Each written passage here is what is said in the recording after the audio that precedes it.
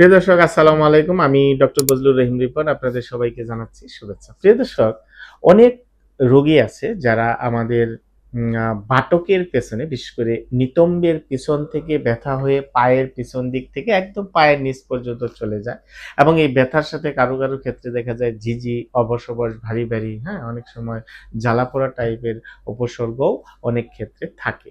তো এই ধরনের উপসর্গ হলেই কি আসলে পিএলআইডি? না।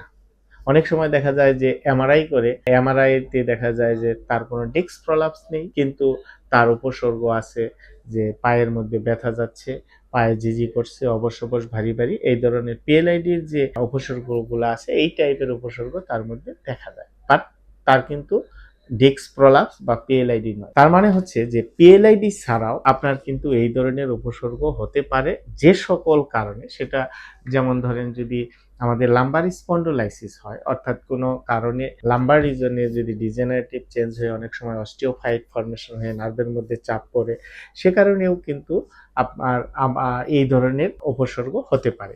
তাছাড়াও আমাদের সায়াটিক নার্ভ যে রাস্তায় বের হয়ে আসে, বিশেষ করে আপনার স্পাইনাল ফোরামেন অথবা স্পাইনাল ক্যানেল যদি আপনার সরু হয়ে যায় বা চিকন হয়ে যায়, সেক্ষেত্রেও কিন্তু নার্ভের মধ্যে চাপ পড়ে এই ধরনের উপসর্গ হতে পারে। আবার অনেক সময় দেখা যায় যে আমাদের নিতম্বের গভীরে পাইরিফর্মিস নামক একটি ছোট মাংসপেশি আছে, যে মাংসপেশির সামনে দিয়েই আপনার এই সায়াটিক নার্ভ নিচের দিকে চলে যায়।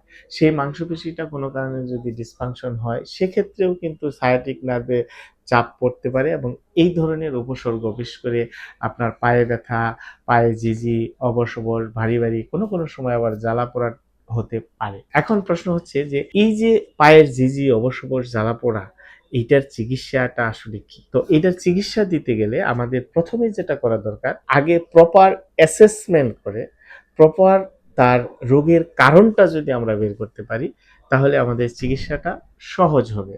আদারওয়াইজ আমরা যদি দিনের পর দিন, মাসের পর মাস আমরা ব্যথানাশক ওষুধ খেতে থাকি, ভিটামিন ক্যালসিয়াম খেতে থাকি, নার্ভের ওষুধ খেতে থাকি, তাহলে কিন্তু সহজে কমপ্লিটলি এই ধরনের উপসর্গ কমে না।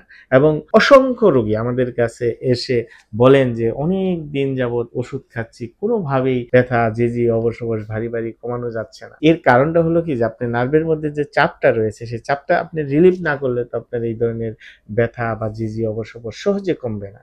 এই জন্য যেটি দরকার যে প্রপার একটা অ্যাসেসমেন্ট দরকার, যে কোন কারণে। অ্যাসেসমেন্ট এই কারণেই দরকার যে আপনার যদি পিএলআইডির কারণে হয়ে থাকে তাহলে এক ধরনের চিকিৎসা ব্যবস্থা, আপনার যদি স্পন্ডোলাইসিসের কারণে হয়ে থাকে তাহলে এক ধরনের ব্যবস্থা, যদি আপনার টেনোসিসের কারণে হয়ে থাকে তাহলে এক ধরনের চিকিৎসা ব্যবস্থা, যদি আপনার পাইরিফর্মিস মাসল ডিসফাংশনের কারণে হতে পারে তাহলে আলাদা আলাদা কিন্তু এক্সারসাইজ, আলাদা আলাদা ফিজিওথেরাপি ট্রিটমেন্ট অ্যাপ্রোচ এখানে ইউজ করতে হবে। সুতরাং এখানে মেইন পয়েন্ট হলো যে আগে আপনাকে প্রপার অ্যাসেসমেন্ট করতে হবে, কারণটাকে খুঁজে বের করতে হবে, দেন আপনার ট্রিটমেন্ট প্ল্যান তৈরি করতে হবে।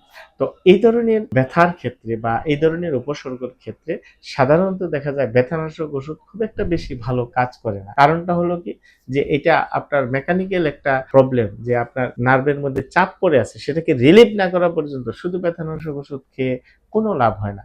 সুতরাং এই ধরনের রোগের ক্ষেত্রে সাধারণত দেখা যায় যে অধিকাংশ, মানে ৮০ থেকে ৯০ ভাগ রোগী আপনার ফিজিওথেরাপি চিকিৎসায় সুস্থ হয়ে যায়। ফিজিওথেরাপি হচ্ছে বর্তমান আধুনিক যুগের একটি চিকিৎসা বিজ্ঞানের একটি বিশেষ বিভাগ, যেটার মাধ্যমে আমাদের এই ধরনের মাস্কুলোস্কেলেটাল প্রবলেম বিশেষ করে খুবই কার্যকরী ভূমিকা রাখে এবং সেক্ষেত্রে অবশ্যই এভিডেন্স বেসড ফিজিওথেরাপি চিকিৎসা হতে হবে এবং সেজন্য একজন বিশেষজ্ঞ ফিজিওথেরাপি চিকিৎসকের পরামর্শ নেওয়া খুবই জরুরি। তো প্রিয় দর্শক, আপনারা যারা এই ধরনের উপসর্গ নিয়ে ভুগছেন, অনেক চিকিৎসা নিয়েছেন, ওষুধ খেয়েছেন, কিন্তু আপনার উপসর্গগুলি কমছে না, অর্থাৎ পায়ের ঝিঝি, অবশ অবশ, ভারী ভারী এগুলি কমতেছে না, আপনি একজন বিশেষজ্ঞ ফিজিওথেরাপি চিকিৎসকের পরামর্শ নিতে পারেন এবং আমাদের পরামর্শ যদি নিতে চান তাহলে আমাদের স্ক্রিনে দেওয়া নাম্বারে যোগাযোগ করতে পারেন।